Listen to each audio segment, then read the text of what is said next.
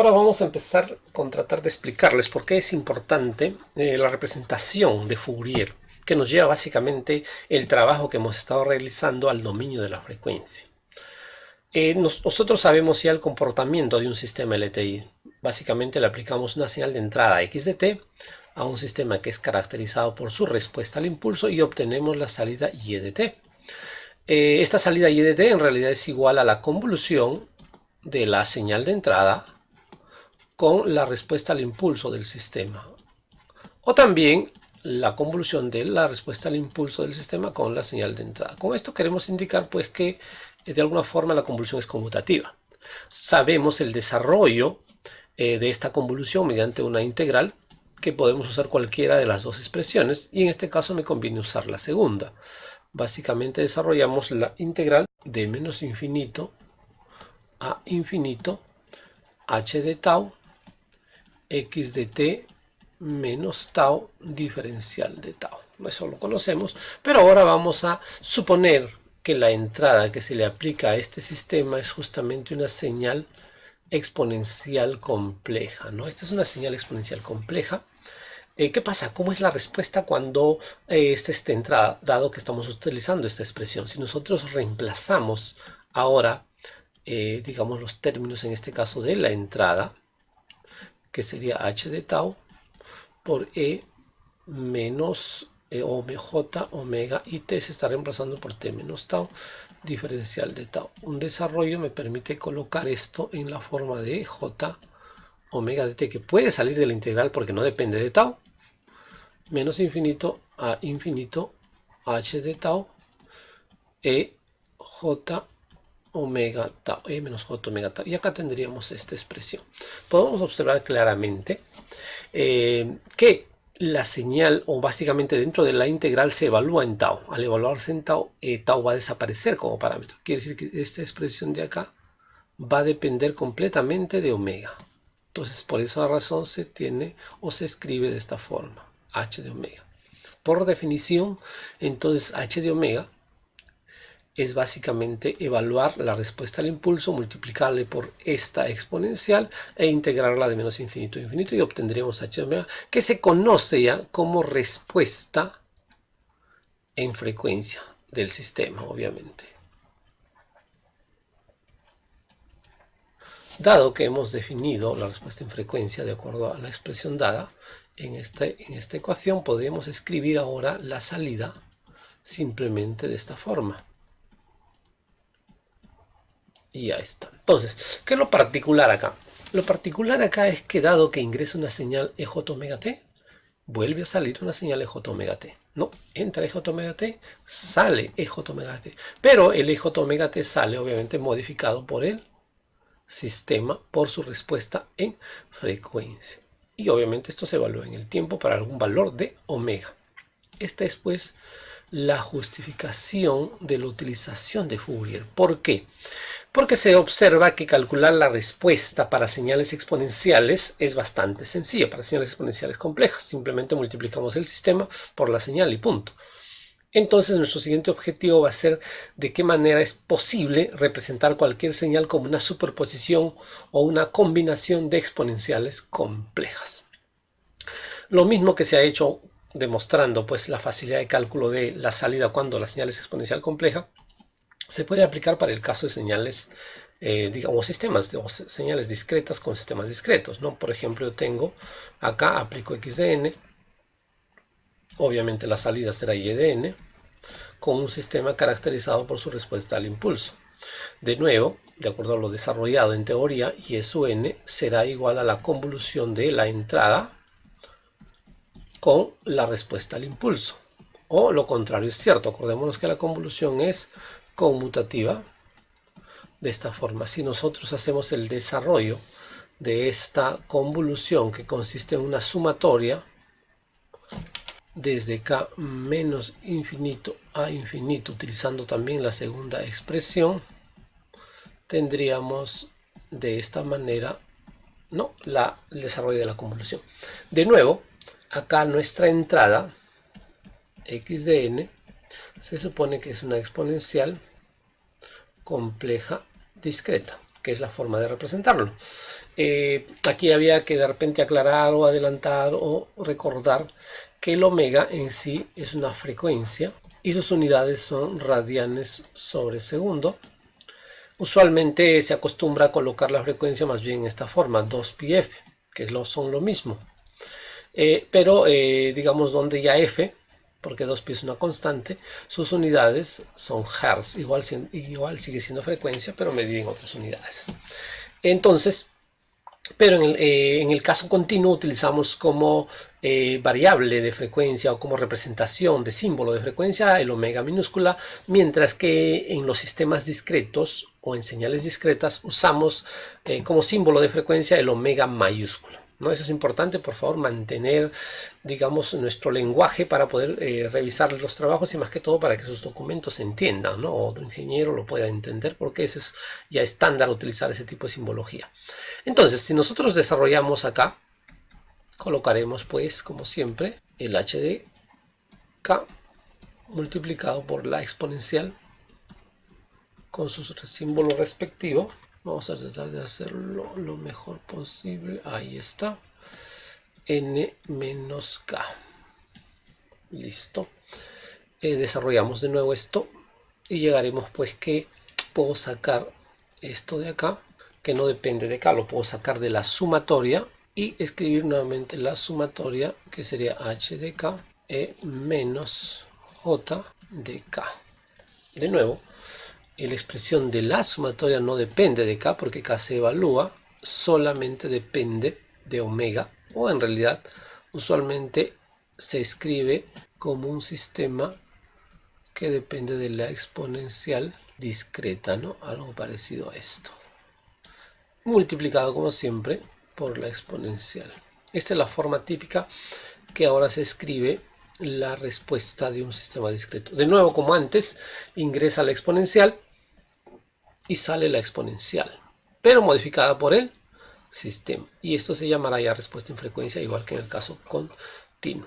Entonces ahora, sabiendo que es posible calcular las señales, la salida para de manera sencilla para entradas exponenciales, nuestro siguiente objetivo será pues representar cualquier señal mediante exponenciales. Para adelantar esto, nosotros hemos desarrollado de alguna forma las fórmulas de Euler, ¿no? Nosotros conocemos las fórmulas de Euler. Básicamente tenemos pues que una exponencial j omega t más un teta en cuestión, es importante considerarlo la fase. Esto en realidad puede ser igual a coseno, o es igual realmente omega t más teta más j seno de omega t más teta. De la misma forma, menos j omega t más teta no es otra cosa que el coseno de omega t más teta menos j seno de omega t más teta. Entonces tenemos pues que cualquier señal exponencial en realidad se puede descomponer en una parte real, porque en realidad esta exponencial es un número complejo. Entonces podemos ver que estas exponenciales complejas se han descompuesto en una parte real y en una parte imaginaria. Entonces la combinación, básicamente suma-resta de una parte real e imaginaria, hace en su conjunto el número complejo, ¿no? Todo esto ya es un complejo.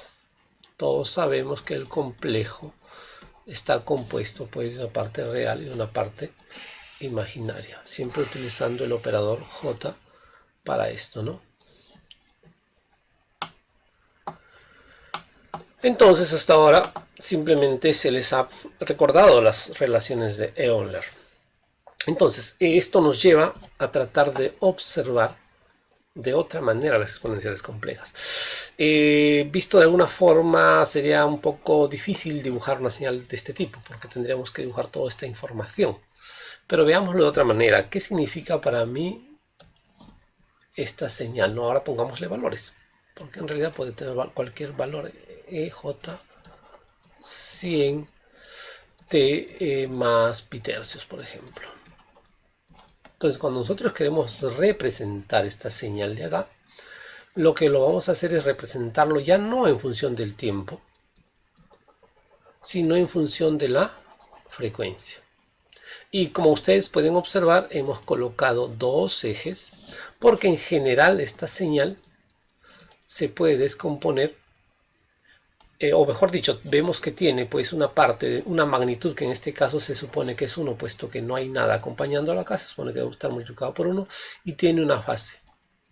¿Y esto a qué frecuencia ocurre? Porque en realidad de eso se trata. Pues esta señal en particular tiene una magnitud de 1 a la frecuencia de 100 pi, digamos que 100 radianes, disculpen.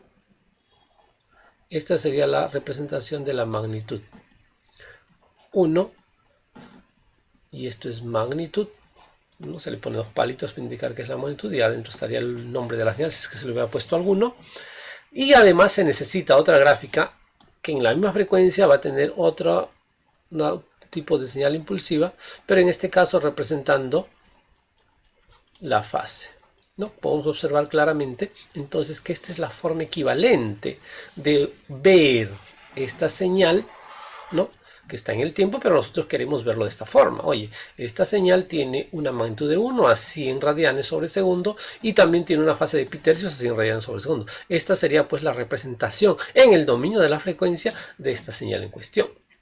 Ahora, también se puede hacer la representación en la frecuencia, pero utilizando comunidades, los hertz. Acá se ha usado omega. Puede decir que yo tengo una señal, por ejemplo, para ser sencilla su representación, 2pi 80t más pi cuartos, no sé, cualquier fase. De nuevo, esta señal ya no utilizo omega, sino más bien utilizo f. Quiere decir que las unidades que voy a utilizar son hertz. En ambas gráficas se necesita dos gráficas, una gráfica de magnitud y una gráfica de fase.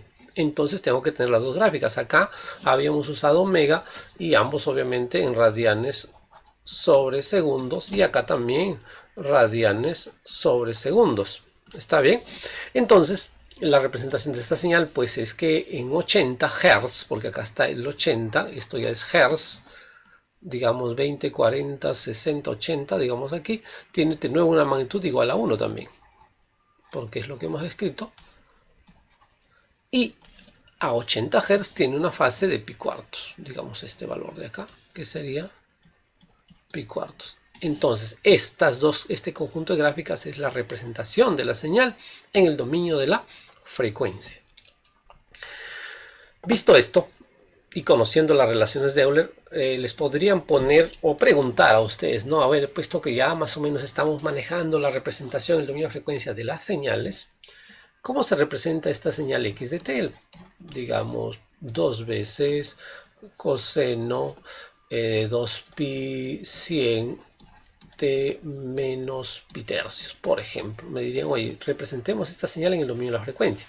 Hasta ahora nosotros, y siempre va a ser así creo, sabemos representar señales exponenciales en el dominio de la frecuencia, pero el coseno no está en forma exponencial, pero conocemos las relaciones de Euler. Nosotros hemos visto que de aquí podemos despejar coseno y tratar de expresarlo el coseno en función de las exponenciales, y realmente si hacen un desarrollo ustedes van a darse cuenta que el coseno básicamente es igual a, en este caso por el 2 que tenemos acá, a e j 2pi 100t menos pi tercios más e menos j 2pi 100t menos pi tercios.